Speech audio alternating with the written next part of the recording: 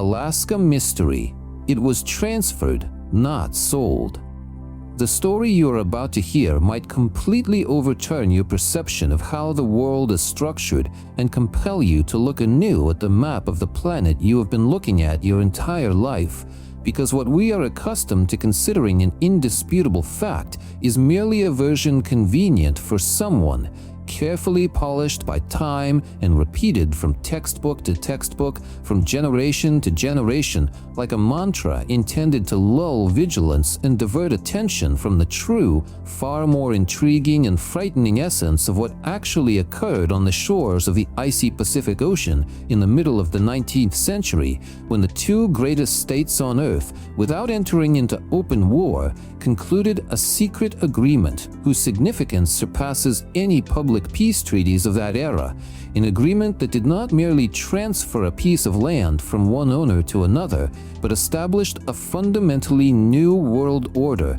dividing the planet into two gigantic spheres of influence, whose boundaries, drawn then, remain relevant even today. And everything we observe in modern geopolitics, in conflicts, in trade wars, in the struggle for resources, is nothing other than the direct consequence of that very agreement, nearly forgotten but no less fateful, which was made in the quiet of offices in St. Petersburg and Washington, guided not only by strategic calculations of their time, but by a deep understanding of the coming centuries, an understanding that the future belongs to those who can maintain control over the planet's key nodes, the main one of which was that very territory popularly dubbed a dump for pelts in Alaska, which, as is commonly believed, Russia sold for the paltry sum, by the standards of the time, of $7,200,000 in gold, as if having despaired of holding on to that distant, cold, and seemingly useless outpost.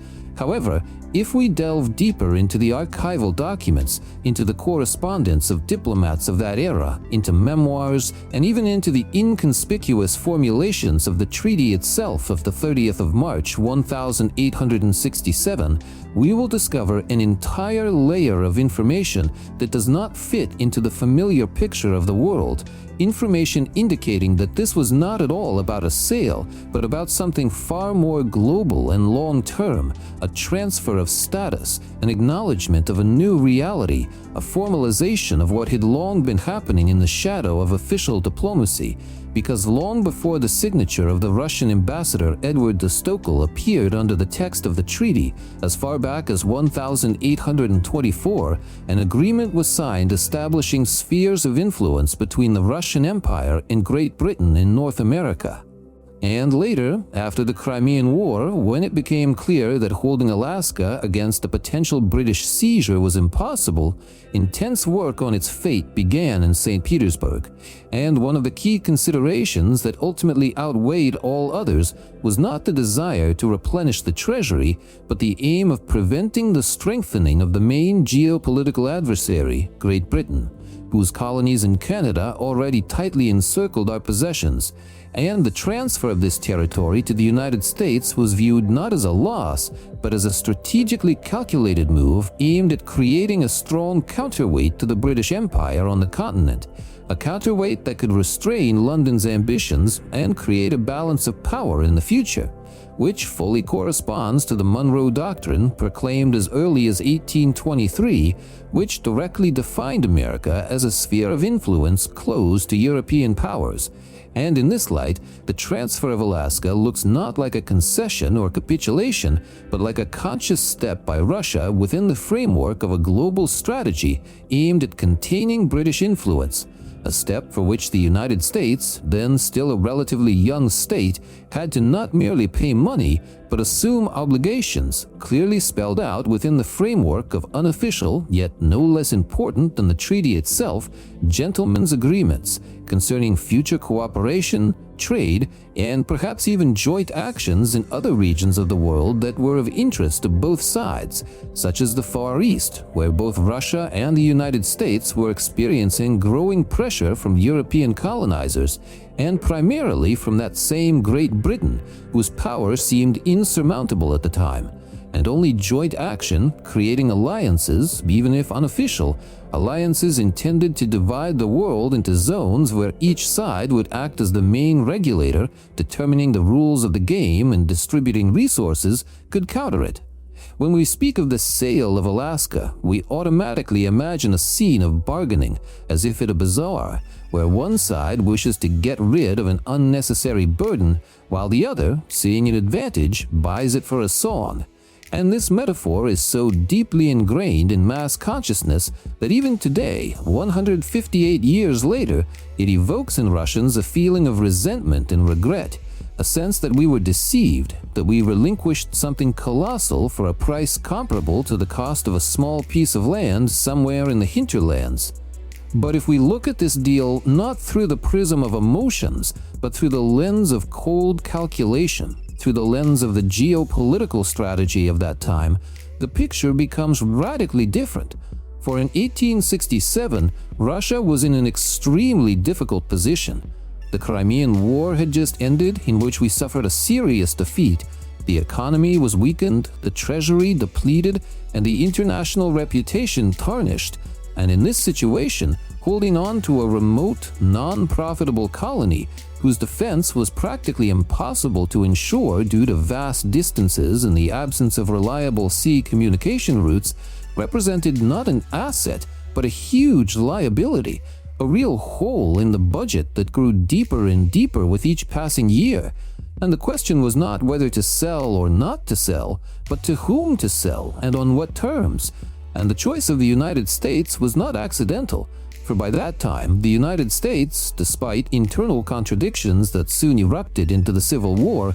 demonstrated incredible economic and territorial growth. They were actively settling the West, and their interest in the Pacific coast was obvious and quite natural. For them, Alaska was not just a territory for resource exploitation, but a strategic foothold that opened direct access to the Pacific Ocean and gave the opportunity to influence the politics of East Asia, China, and Japan.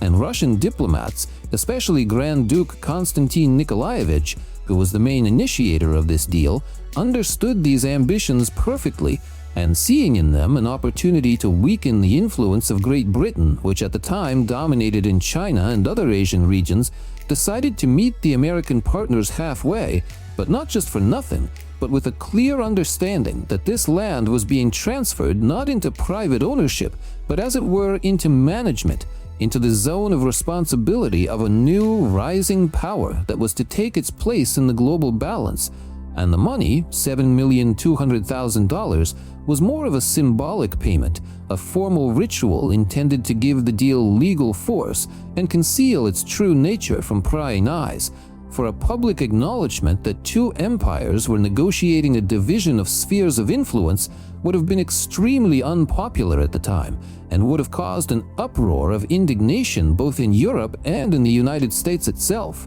where the idea of isolationism was still very strong, and therefore this very format was chosen, which allowed both sides to save face. Russia received funds for modernization, and the United States received a strategic territory without provoking open hostility from other great powers, especially Great Britain, which incidentally was not at all opposed to this deal, perfectly understanding that a weakened Russia would not have held on to Alaska anyway, and it was better for it to go to the Americans than to remain in the hands of a potential ally of France or some other European power.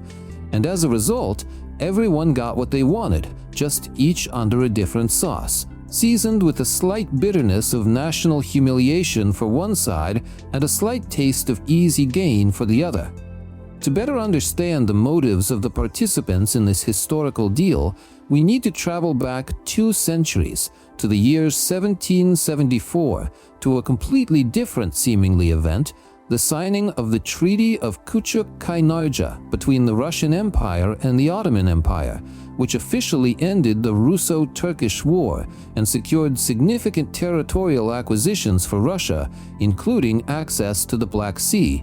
But the essence of this treaty was much deeper than a mere exchange of lands, for it was the first time in international law that the principle of one power's interference in the internal affairs of another under the pretext of protecting certain population groups was officially enshrined. In this case, Russia was granted the right to patronize the Orthodox subjects of the Ottoman Empire, which set a precedent for future humanitarian interventions and laid the foundation for the construction of spheres of influence in the Balkans. And this precedent had a huge impact on all subsequent diplomacy of the Russian Empire, including its actions in America, because Alaska, like the Balkans, was a region populated not by the empire's titular nation, but by a mixed population of indigenous peoples, Russian settlers, and industrialists. And governing such a territory was extremely difficult, especially at such a great distance from the center.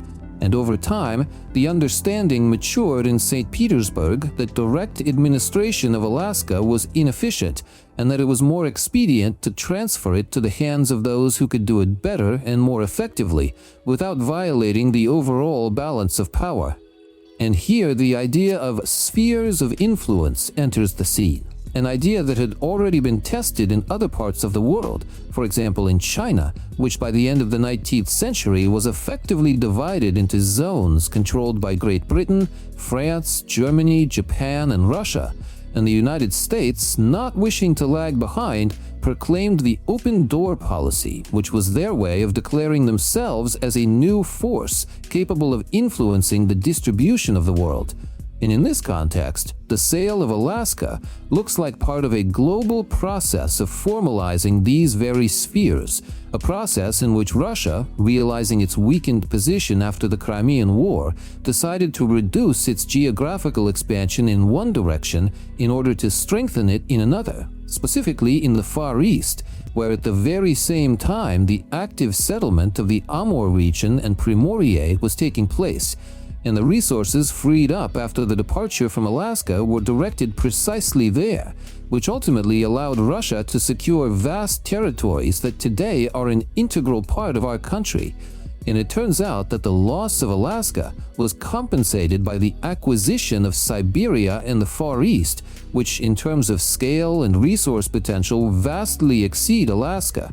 In this rearrangement, this geopolitical exchange was incredibly beneficial for Russia, despite all the subsequent myths and conspiracy theories, which, by the way, also deserve separate attention, for they do not arise out of thin air, but are a reflection of deep-seated fears and uncertainties associated with the lack of understanding of the true reasons and motives of those who made fateful decisions in the past.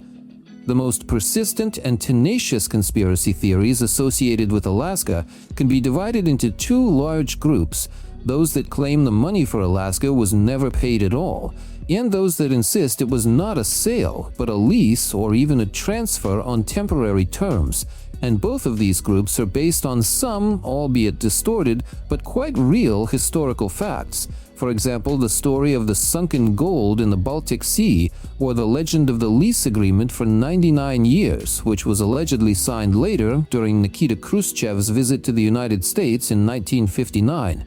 And these stories, despite the fact that they are not confirmed by any official documents, continue to live on and are passed down from mouth to mouth, feeding on the popular feeling of historical injustice. And it is precisely this feeling that is the main fuel for all such myths, because it is much easier to believe in a cunning deception than to admit that one's own state in the past made decisions that from today's perspective seem strange and incomprehensible, but were absolutely logical and justified in their historical context.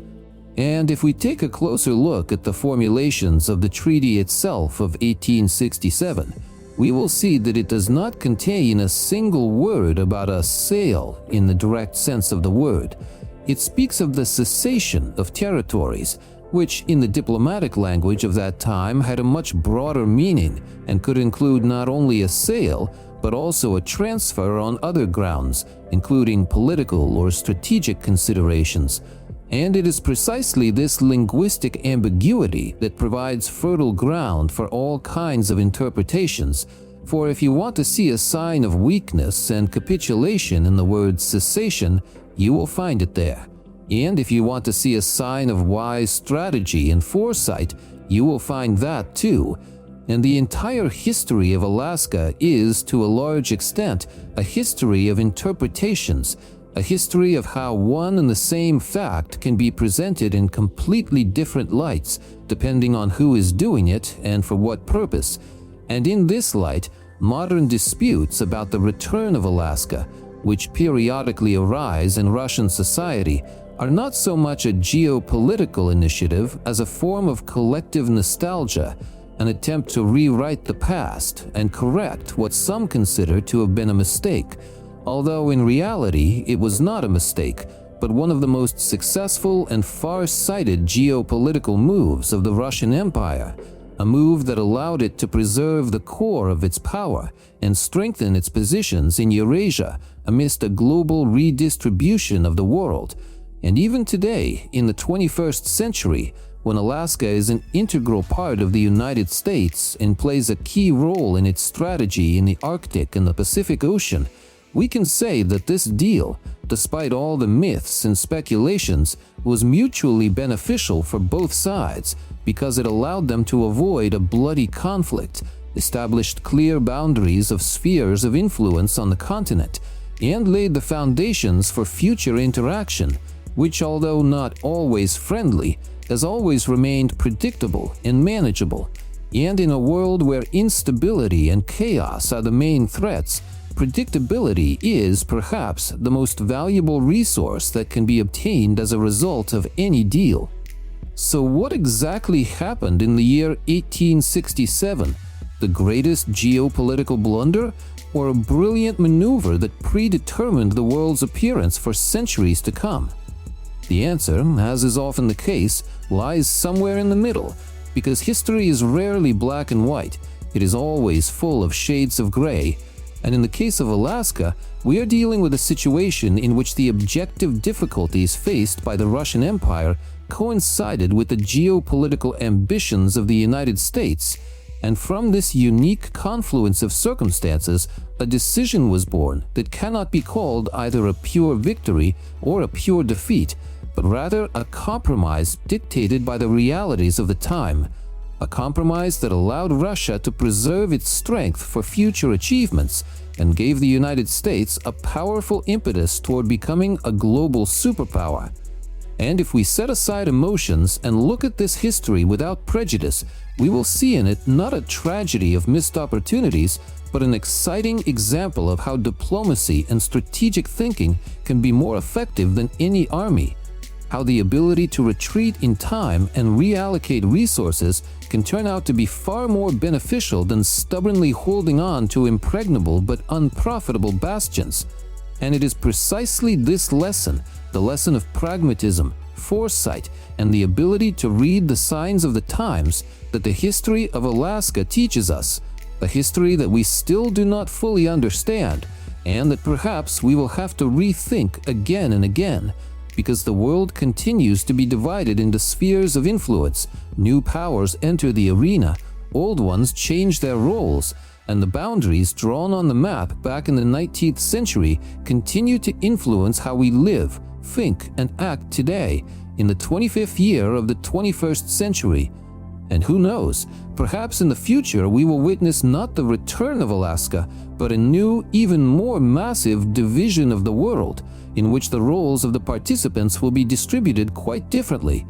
And our task with you is not to dwell on past grievances, but to learn from the past in order to be ready for the future, to understand the true motives and driving forces behind every historical event, because only then can we not merely be spectators of history, but its active participants, capable not only of reacting to changes, but of anticipating them, shaping our own destiny and the destiny of entire nations. And remember that behind every date in a textbook, behind every name on a map, there is not just a fact, but an entire universe of causes, consequences, and hidden meanings waiting for their explorer.